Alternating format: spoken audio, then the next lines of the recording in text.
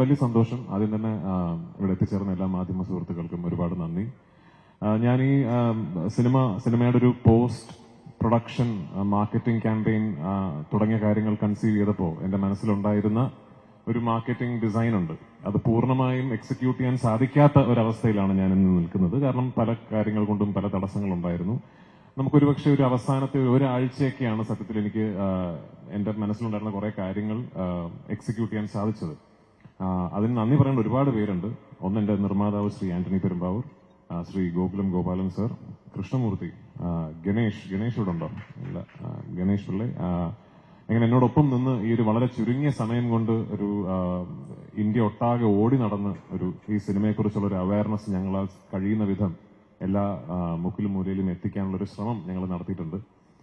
പക്ഷേ ആ ചുരുങ്ങിയ സമയം കൊണ്ട് ഞങ്ങൾ ഈ ചെയ്ത കാര്യങ്ങൾക്കെല്ലാം ഇത്രയും വലിയൊരു വിസിബിലിറ്റിയും ട്രാക്ഷനും തന്നത് നിങ്ങളാണ്.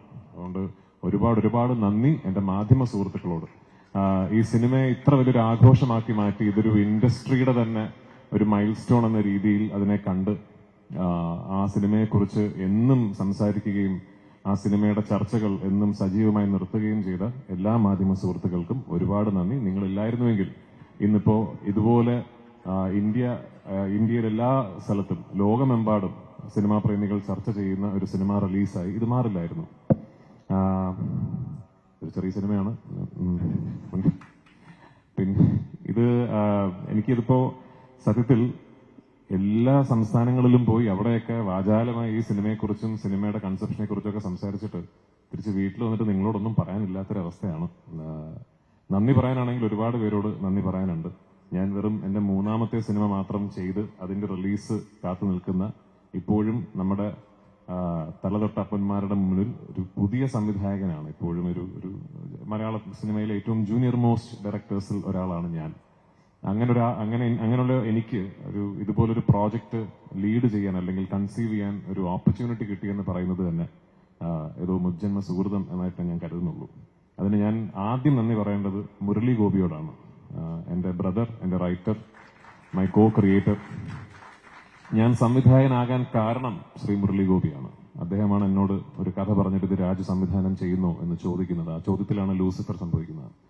അവിടെ നിന്ന് എന്നിലെ സംവിധായകനിൽ വിശ്വാസമർപ്പിച്ച് ഓരോ പ്രാവശ്യവും അദ്ദേഹം എഴുതുന്ന വാക്കിന് ഞാൻ കൊടുക്കുന്ന കൺസെപ്ഷണൽ കോൺഫിഡൻസ് കാണിച്ച് എന്നെ ഇന്ന് ഒരു മലയാള സിനിമയിലെ ഏറ്റവും വലിയൊരു സിനിമ കൺസീവ് ചെയ്യാൻ ഒരു ഓപ്പർച്യൂണിറ്റി കിട്ടിയ ഒരു സംവിധായകനായി മാറിയതിൽ മുരളിയുടെ പങ്ക് വളരെ വലുതാണ്. 2, ശ്രീ ആന്റണി പെരുമ്പാവൂർ. ഞാൻ ഇതിനു മുമ്പും പറഞ്ഞിട്ടുണ്ട്, സിനിമയെക്കുറിച്ച് സ്വപ്നം കാണുമ്പോൾ എന്നോളം വട്ടുള്ള മറ്റൊരാൾ ഇല്ല എന്ന കോൺഫിഡൻസ് ഉണ്ടായിരുന്നു എനിക്ക്. ആ കോൺഫിഡൻസ് തകർത്തുന്നത് ശ്രീ ആന്റണി പെരുമ്പാവൂരാണ്. എന്നേക്കാൾ വട്ടനാണ്. സിനിമ എന്ന കലാരൂപത്തിന് യാതൊരുവിധ ലിമിറ്റുകളോ അതിർവരമ്പുകളോ ഇല്ല എന്നും നമ്മൾ കേരളം എന്ന കൊച്ചു സംസ്ഥാനത്തിലായി പോയതുകൊണ്ട് തന്നെ നമ്മുടെ സ്വപ്നങ്ങൾക്ക് പരിധി വേണമെന്ന് ഒട്ടും വിശ്വസിക്കാത്ത ഒരു തികഞ്ഞ സിനിമാ സ്നേഹിയാണ് ശ്രീ ആന്റണി പെരുമ്പാവൂർ. അങ്ങനെ ഒരാളെ എന്റെ നിർമ്മാതാവായി ലഭിച്ചതിൽ ഞാൻ ഒരുപാട് സന്തോഷിക്കുന്നു. ദൈവത്തോട് നന്ദി പറയുന്നു. ലാലേട്ടൻ, ഇത് നമ്മളൊക്കെ ഇവിടെ നിന്ന് എന്ത് സംസാരിച്ചാലും ഇത് സംഭവിക്കാനുള്ള കാരണം ലാലേട്ടന്റെ ഭാഗത്തു നിന്നുള്ള ശരിമനെ ആണ്. അപ്പോ അദ്ദേഹം എന്റെ അടുത്ത് നമ്മൾ ഈ സിനിമ ചെയ്യുന്നു എന്ന് പറയുന്നിടത്താണ് ലൂസിഫർ സംഭവിക്കുന്നതും. ലൂസിഫറിന്റെ 2ാം ഭാഗം ആയ എമ്പുരാൻ മുരളിയും ഞാനും കൂടി കൺസീവ് ചെയ്തതിനു ശേഷം സത്യത്തിൽ ഞങ്ങൾ തമ്മിലുള്ള ആദ്യത്തെ ഡിസ്കഷൻ ഇത് നടക്കില്ല കേട്ടോ ആയിരുന്നു. കാരണം എനിക്ക് അപ്പോഴേ മനസ്സിലായി ഞാനത് ഒരുപാട് വലിയ രീതിയിൽ സ്വപ്നം കണ്ടുപോയി എന്ന് എനിക്ക് അപ്പോഴേ മനസ്സിലായി. അങ്ങനെ ഞാൻ ആക്ച്വലി വിളിച്ച് വലിയ ബിൽഡപ്പ് ആയിരുന്നു ലാലേട്ടനോടും ശ്രീ ആന്റണി പെരുമ്പാവൂരിനോടും. ഞാനൊരു സ്ക്രിപ്റ്റ് പറയാൻ വരുന്നുണ്ട്, അതൊന്ന് പ്രിപ്പയർഡ് ആകണം, അത് നമ്മളൊന്ന് ഇരുന്ന് കേൾക്കണം എന്നൊക്കെ പറഞ്ഞ് ഞാൻ ദുബായിൽ ശ്രീ ആന്റണി പെരുമ്പാവൂരിന്റെ ഓഫീസിൽ പോയി അവിടെ വെച്ചിട്ടാണ് ലാലേട്ടനോട് സ്ക്രിപ്റ്റ് പറഞ്ഞ് കേൾപ്പിക്കുന്നത്. എന്റെ മനസ്സിൽ ഒരു 50% വിശ്വാസമേ ഉണ്ടായിരുന്നുള്ളൂ ഇത് ചിലപ്പോൾ ഇത് നടക്കുമെന്ന്. പക്ഷേ ഞാൻ ആ സ്ക്രിപ്റ്റ് മുഴുവൻ ഈ സിനിമയുടെ എന്റെ കോർ ടെക്നീഷ്യൻസിന് പുറമെ, ടെക്നീഷ്യൻ ടീമുകൾക്ക് പുറമെ ഈ സിനിമയുടെ ഒരു മുഴുനീളം, എന്റെ നറേഷൻ വലിയ ദൈർഘ്യമുള്ളതാണ്. ഒരു 6 മണിക്കൂറോളം എടുത്തിട്ടാണ് ഞാൻ സിനിമയുടെ കഥ പറയുന്നത്. ആ ഒരു 6 മണിക്കൂർ ദൈർഘ്യമുള്ള നറേഷൻ കേട്ട 2 വ്യക്തികൾ ലാലേട്ടനും ശ്രീ ആന്റണി പെരുമ്പാവൂരുമാണ്. അപ്പൊ ഞാൻ ആ ഫുൾ നറേഷൻ കഴിഞ്ഞപ്പോഴും ലാലേട്ടൻ ശരി മോനെ എന്നാണ് പറഞ്ഞത്. അപ്പൊ അവിടെയാണ് ഈ സിനിമ ഓണാകുന്നത്. അപ്പൊ ലാലേട്ട, താങ്ക് യു സോ മച്ച് എന്നോടൊപ്പം നിന്നതിന്. എന്നിൽ എപ്പോഴും ഇത്രയും വിശ്വാസം കാണിക്കുന്നതിന്, പലപ്പോഴും എനിക്ക് പോലും എന്നിലില്ലാത്ത കോൺഫിഡൻസ് എന്നിലുണ്ടായതിന്, ഇനിയും തരണേ ഡേറ്റ്. ഗോപാലൻ സർ, ഞാനങ്ങനെ വലിയ രീതിയിൽ നിമിത്തങ്ങൾ, കോയിൻസിഡൻസസ് എന്നൊക്കെ പറയുന്ന കാര്യത്തിൽ വലിയ രീതിയിൽ അങ്ങനെ വിശ്വാസം വെച്ച് പുലർത്താത്ത ഒരാളാണ്. പക്ഷെ ലൈഫിൽ എന്തെങ്കിലും നിമിത്തവും കോയിൻസിഡൻസും ഇവൻച്വാലിറ്റി ആണ് എന്ന് തിരിച്ചറിഞ്ഞ ഒരു നിമിഷം ഉണ്ടായിരുന്നെങ്കിൽ അത് 10-12 ദിവസങ്ങൾക്ക് മുമ്പ് ഒരു ദിവസം പാതിരാത്രിയാണ്. ശ്രീ ആന്റണി പെരുമ്പാവൂറും ഞാനും ആദ്യം ഈ സിനിമയുടെ ഒരു സഹനിർമ്മാതാവായിട്ട് സമീപിക്കുന്ന ആൾ ശ്രീ ഗോപാലൻ സാറാണ്. 2-3 വർഷങ്ങൾക്ക് മുമ്പ്. അന്ന് പല കാരണങ്ങൾ കൊണ്ട് അത് നടന്നില്ല.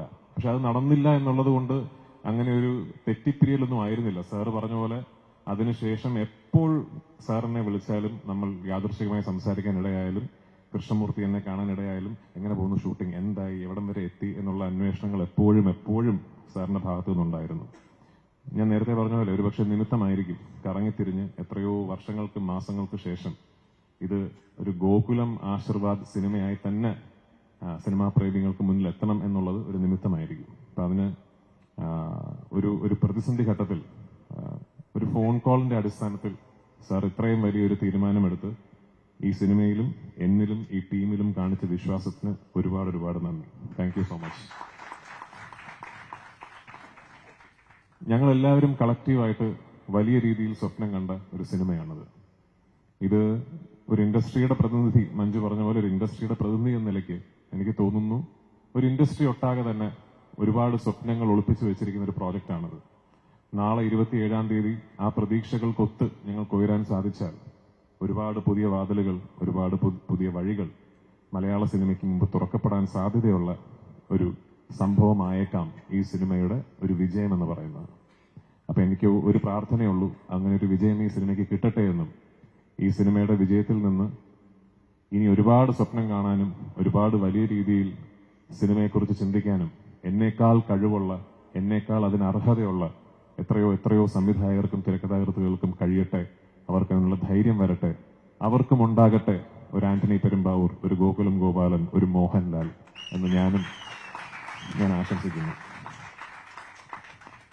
എന്നോടൊപ്പം വർക്ക് ചെയ്ത എന്റെ കാസ്റ്റ്, എന്റെ ടീം ഓഫ് ആക്ടേഴ്സ്, ഒരു സംവിധായകൻ എന്ന നിലയിൽ എന്റെ ഏറ്റവും വലിയ പ്രിവിലേജ് ഞാൻ കാണുന്നത് ലാലേട്ടനോടൊപ്പം തന്നെ ലെജൻഡറി എന്ന് ഞാൻ വിശേഷിപ്പിക്കുന്ന ഒരു കാസ്റ്റ്, ഒരു ഗ്രൂപ്പ് ഓഫ് ആക്ടേഴ്സിനെ എനിക്ക് സംവിധാനം ചെയ്യാൻ സാധിച്ചു എന്നുള്ളതിലാണ്. എന്റെ സിനിമകളിൽ ഞാൻ ഏറ്റവും കൂടുതൽ അഭിമാനിക്കുന്നത് വലിയ ഷോട്ടുകൾക്കോ വലിയ എക്സ്പ്ലോഷൻസിനോ ഹെലികോപ്റ്റർ പറക്കുന്നതിനോ ഒന്നുമല്ല. എന്റെ സിനിമയിൽ ഞാൻ ഏറ്റവും കൂടുതൽ അഭിമാനിക്കുന്നത് മനോഹരമായ ക്ലോസപ്പുകൾക്കാണ്. ആ ക്ലോസപ്പുകളിൽ എന്റെ കഥാപാത്രങ്ങളെ എനിക്ക് തിരിച്ച്, ഞാൻ സ്വപ്നം കണ്ടതിനേക്കാൾ നന്നായി തിരിച്ചു തന്ന എന്റെ നടീനടന്മാരോട് ഒരുപാട് നന്ദി എനിക്കുണ്ട്. Last but not the least, എന്നോടൊപ്പം വർക്ക് ചെയ്ത എന്റെ ഗ്രൂപ്പ് ഓഫ് ടെക്നീഷ്യൻസ്. ഞാൻ ഈ സിനിമയുടെ ടീസർ ലോഞ്ചിൽ പറഞ്ഞതാണ്, എന്നോടൊപ്പം വർക്ക് ചെയ്യുന്നത് ഒരു വേൾഡ് ക്ലാസ് ടീമാണ്. ലോകത്തിലെ ഏത് ഭാഗത്ത് പോയി ഏത് ഇൻഡസ്ട്രിയിൽ നിന്നുകൊണ്ട് എത്ര വലിയ സിനിമയും കൺസീവ് ചെയ്യാൻ മാത്രം സ്കില്ലും കഴിവും ടെമ്പർമെന്റും ഉള്ള ഒരു ടീം എന്നോടൊപ്പം ഉണ്ട്. എന്റെ ക്യാമറമാനിൽ തുടങ്ങി associate director, assistant directors, creative director, art director, makeup man, costume designer, production controllers, എന്റെ പ്രൊഡക്ഷൻ ബോയ്സ്, യൂണിറ്റ് ബോയ്സ്, എന്റെ സെറ്റിൽ വർക്ക് ചെയ്യുന്ന ഡ്രൈവേഴ്സ് വരെ ഈ സിനിമയുടെ മുകളിൽ എനിക്ക് എന്ത് ഓണർഷിപ്പ് ഉണ്ടോ അതേ ഓണർഷിപ്പ് അവർക്കും ഉണ്ട് എന്ന് വിശ്വസിക്കുന്ന ആളാണ് ഞാൻ. എന്നോടൊപ്പം നിന്നതിന്, എന്റെ സിനിമയെ ഞാൻ സ്നേഹിച്ച പോലെ സ്നേഹിച്ചതിന്, ഈ സ്വപ്നം എന്നോടൊപ്പം കണ്ടതിന് നിങ്ങൾക്ക് എല്ലാവർക്കും ഒരു വലിയ നന്ദി.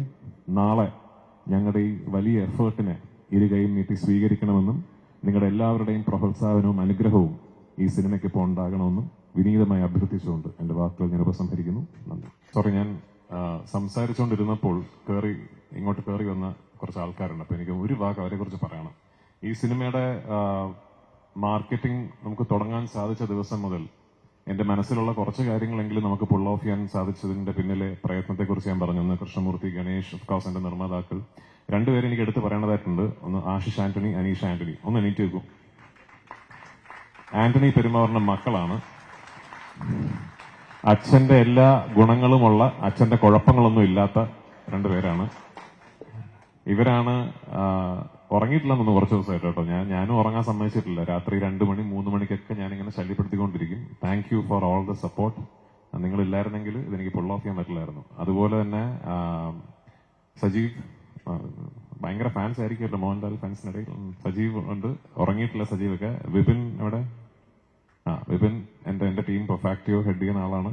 ഇവരാരും കഴിഞ്ഞ ഒരാഴ്ചയായിട്ട് ഉറങ്ങിയിട്ടൊന്നുമില്ല. സിനിമ ഇൻഫാക്ട് ഒരു വലിയ സിനിമയ്ക്ക് പലപ്പോഴും സംഭവിക്കുന്ന ഒരു ക്രൈസിസ് എന്ന് പറയുന്നത് അവസാന നിമിഷവും ജോലി തീരാതിരിക്കുക എന്നുള്ളതാണ്. ഈ സിനിമയ്ക്ക് നേരെ തിരിച്ചായിരുന്നു. ഞാൻ മാർച്ച് 3 സിനിമ സെൻസർ ചെയ്ത് കഴിഞ്ഞു. അപ്പോഴേക്കും എന്റെ സിനിമയുടെ എല്ലാ വർക്ക്സും ഏറെക്കുറെ തീർന്നു. പിന്നെ ഒരു ഫൈനൽ മിക്സ് ഒന്ന് ചെക്ക് ചെയ്യുക എന്നൊക്കെ അത്തരം ഒരു പേരിന് ചെയ്യേണ്ട ജോലികളെ ബാക്കി ഉണ്ടായിരുന്നുള്ളൂ. പിന്നെ നമുക്ക് ചെയ്യാൻ പറ്റാതിരുന്നത് ഇതിന്റെ മാർക്കറ്റിംഗ് ആണ്. അത് പിന്നെ തുടങ്ങി കഴിഞ്ഞൊരു ഒരാഴ്ചയായിട്ട് ലാലേട്ടനും ഞാനും ഇന്ന് രാവിലെ തമാശയ്ക്ക് പറയായിരുന്നു, ഡെയിലി രാവിലെ എണീക്കുമ്പോൾ ഇതിപ്പോ ഏത് സിറ്റിയാണ് ഏത് ഹോട്ടലാണെന്ന് മനസ്സിലാകാത്തൊരവസ്ഥയായിരുന്നു. പക്ഷെ അതിന് കൂടെ നിന്നതിന് ഒരുപാട് നന്ദി. Thank you so much.